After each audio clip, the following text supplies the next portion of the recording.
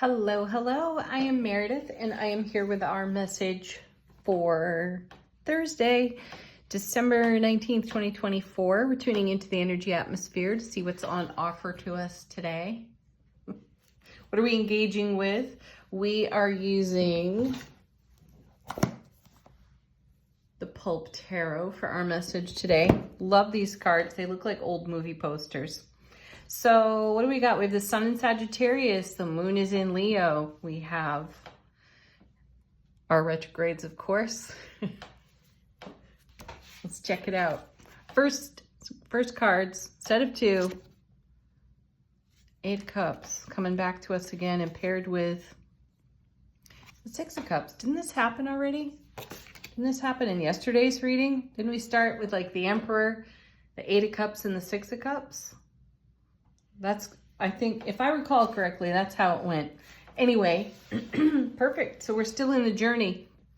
You know, and yesterday we were talking about the Emperor walking away from something. I felt like the energy of the 8 of Cups was like we're turning our back on something that doesn't serve us and moving deeper into our soulmate relationship with self. This is also 6 of Cups for me is a channeling card. This is receiving messages from the divine, taking action on that, because 8s are all about momentum and movement, forward movement. Also, the 8 of Cups has a connection to eclipse energy for me in tarot. Almost all traditional decks, you will see a sun and a moon together on the card itself. So keep in mind that things we set into motion from eclipse season, our most recent, and then eclipses from the spring, and maybe even some tendrils left over from the prior year eclipse seasons as well, because those energies can run out for a very long time, right? Anyway, in the journey, and we're moving into something so much better for ourselves. My sense of it is because these cards continue to return no matter what deck we use. The journey feels long, somewhat arduous, and some of us are just effing sick of it, right? But it's all in our hands, folks. It's all up to us. Remember we talked about belief system yesterday and programming? It gets mentioned often here. Anyway, our next card, 9 of Wands, kind of backs up what I was just saying. You know, the character on this card often looks a little worse for wear. They're typically injured, and though they're near the end of a journey, the 9 brings us to the 10. So the 9 of Wands is kind of a hang in there. You're closer than you realize. And then in the middle of the reading, we have, look at that, 4 of Cups. Gosh, this is almost a repeat of yesterday's reading. 4 of Cups was in that one as well. And 4s, as you know, brings stability. So our 9 of Wands looks a little unstable. Looks a bit tumultuous even. So what's going on in the recesses of your mind, and how is it potentially creating strife in the midst of a journey that perhaps feels a bit lengthy? Okay, 4 of Cups is kind of a surprise and a delight card. You know, again, going back to traditional decks, you usually see 3 spilled cups and then a 4th cup that looks a lot like the Ace of Cups in traditional Rider-Waite, coming out of the heavens, being handed to us, though the character on the card doesn't see it, right? So here we are. There's something much bigger, much better that is taking shape, coming into being, and actually being served and delivered to us from the divine. So that's exciting. Be in a stable place to receive that. And then, wow, again, we had this card yesterday too, 3 of Pentacles, because we are building something that stands the test of time. Now, let's put this in a little bit of a different perspective. Let's go back as far as you want to in your memory field and take a look at your quality of life and self-relationship, and how much of that was influenced by your interactions with others. Who is the you of you? That's been the journey here. This is a journey of self-discovery. and building a relationship with self that is so sovereign and full of our pure, raw joy, love, happiness. That's the ripple effect that we're creating in our spiritual journey. This is something that stands the test of time for us. And this is what these cards are on about and why they're coming in so much repetition. And they're letting us know you're closer than you realize to that kind of self-relationship fulfillment that at one time you were just dreaming about. It's here in the now, and it's yours in any moment if you choose it.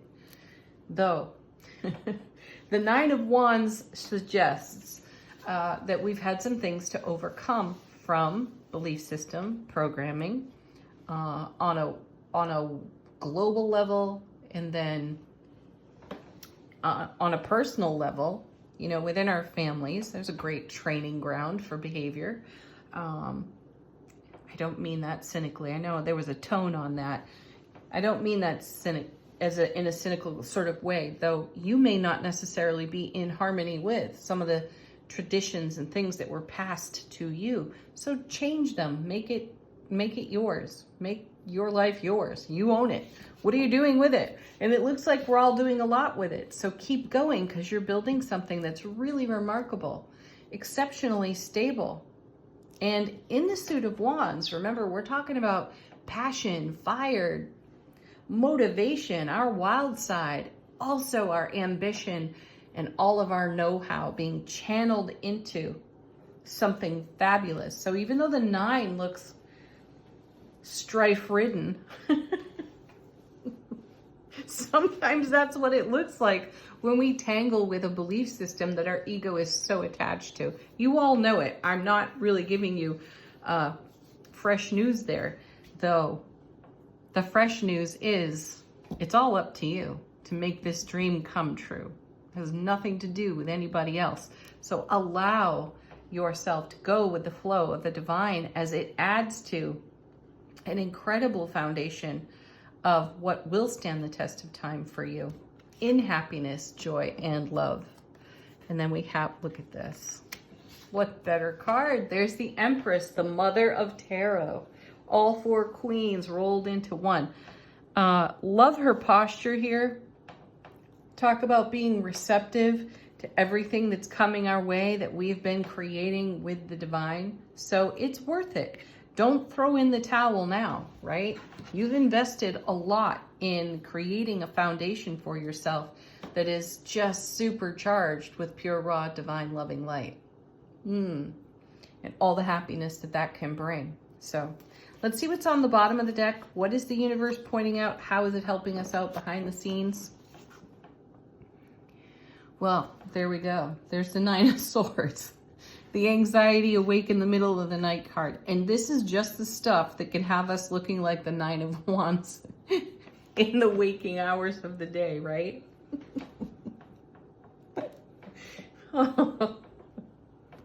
Yes, I see myself there. I've been there, meaning I just know what that's like. And this is exciting, though, because it's an opportunity to challenge something that plagues you. So do it. Don't drag your feet. Just jump right in. I mean, you might look a bit like the 4 of Cups as you consider it there. It's worth it, though. So much better comes of it. And then we have the 7 of Cups, right? Because there's the amazing Karnak says, well, there's the card of potential confusion. Remember that all 7s are about heaven touching earth, though. And this means you have a lot of options. There's a lot of opportunity before you. What will you choose? Let's also keep in mind, we've got 6, 7, and 8. 4, 6, 7, and 8 out of the Suit of Cups here on the table. So this is about emotional stability, emotional happiness. Who's responsible for that? You. And the anxiety part in the 9 of Swords is really what the ego is in resistance to. So take a look at the resistance and ask yourself why. Then maybe ask yourself why again if you didn't get a satisfactory answer. And continue to pursue that until you bring it into harmony. Because with a whole lot of opportunity for heaven to touch earth in our life, how will we choose? Will we choose through anxiety, or will we choose through heart, mind, soulful presence, coherence? Next, look at that. 6 of Wands. Heart, mind, soulful presence, coherence wins. That's the answer. This is victory, success, and homecoming, harmonization to our own heart space, to our world. So this is what the universe is assisting us with. And I feel the message here is let it happen. Allow that to happen. We've seen the let go card come out of Angel Answers more than once recently. We've seen the trust card. So trust the divine. And also there's a message here in the 9 for you to back off of yourself just a little bit here. The 9 of Wands, that is. Well, the 9 of Swords too, for that matter. Because if you're digging in and are being a bit relentless about the things that are challenging you, they're going to continue to challenge you. This situation that I'm sensing here for many of us, you know, is influenced heavily by astrology, our global atmosphere, and we can talk ourselves out of anything if we allow the ego to take the lead here. So back off, get into your heart space, breathe, put your bare feet on the ground, stick them right in the snow if it's cold where you are. Do it and get centered with yourself and allow this victory energy to roll in, because it will likely solve whatever is hanging around out there that still requires some of our loving attention. It'll come to us more in an epiphany style way that's far more gentle than the 9 of Swords, or even the 9 of Wands for that matter. 2 of Swords. Yeah, see? Another card we've had recently. Go within the self. Listen to the intuition. Get quiet, especially if you have a 9 of Swords in your midst, okay? Get quiet within yourself. If we subtract this 2 of Swords from this 9, we get the 7, and that's where potential sabotage lives, where we can talk ourselves out of anything, and we can allow the number of opportunities in front of us to become chaos and noise that we just want to turn away from. And that is an old pattern. So the universe is pointing out that there's victory and success here through allowing and grace and ease and peace. And a new beginning and a fresh start with the Ace of Pentacles. Lots of abundance here. Takes the sting and the challenge out of other cards nearby that are more challenging. So again, the message comes around for me that we are closer than we realize to the kind of love, joy, bliss, peace, happiness that we've been dreaming about in all aspects of our life. That's what this 6 is bringing, 6 of Wands. So go within, get quiet, especially if you're experiencing some temporary chaos from your own tape loops that the ego is so fond of running over and over again, right? Look at that. I wasn't going to pick anymore. 1, 2, 3, 4, 5. Yeah, I usually just do 5. We have the 9 of Cups. Dreams come true. Wishes fulfilled. We have the Strength card. We have the 7 of Wands. Blaze your own trail. We have major and minor arcana for Leo here with the Strength card and the 7 of Wands. Powerful energy there. This is a message of allowing your heart to have the driver's seat. Not your mind, and certainly not your ego. Angel Answers, let's see what they have to say. If you got a question, put it to this deck. Wow, okay. Communicate clearly, falling out of the deck for us. That's my no verbal clutter card. Within the next few weeks, give it the grace of the next few weeks, for some of these energies to sort out for you. There's no need to pressure yourself. That's the 9 of Swords talking, if that's what you're doing. Oh, more cards falling out. Let go. Let go. Go with the flow and allow the universe to show up like the Empress. Beautiful. My guides are confirming. They're just whispering to me right now. It's everything is so much better than you realize. Allow it to happen by remaining positive.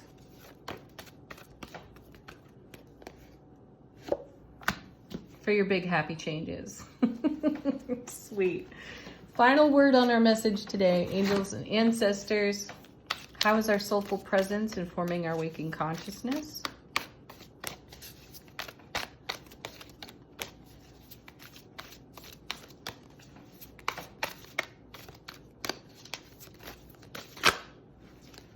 Okay, what do we got? We have the medicine guardian. Be open to healing information and or energies, I'm going to add. And then we have, nice, the white witch. Be the light. You are the light. That's what we started out talking about in this reading. Being the love, the light, the joy, the happiness that you are, no matter what the situation and no matter what other people are doing. It doesn't matter. Be the light. Have the best Thursday ever, folks. Peace, love, joy, happiness. Namaste.